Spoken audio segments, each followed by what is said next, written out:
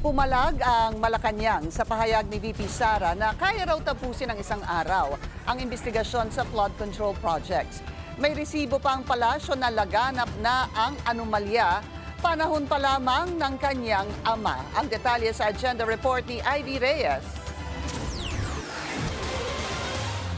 Ang Pangulong Marcos Jr., hindi po siya nagsasagawa ng investigasyon ala tokhang way.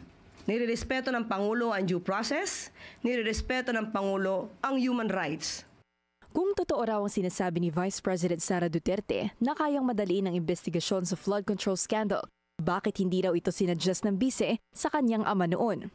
Dahil mismo ang dating Pangulong Duterte ay umamin na maraming ghost projects rampant noon.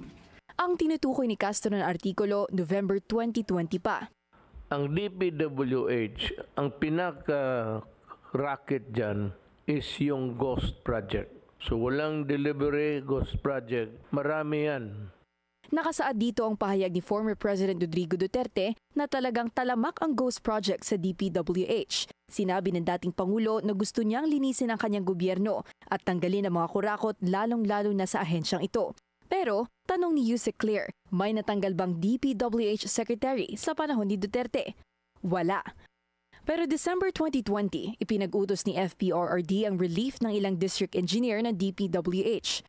So muli, ang pag-iimbestigang ito para sa taong bayan, hindi para sa pamumulitika.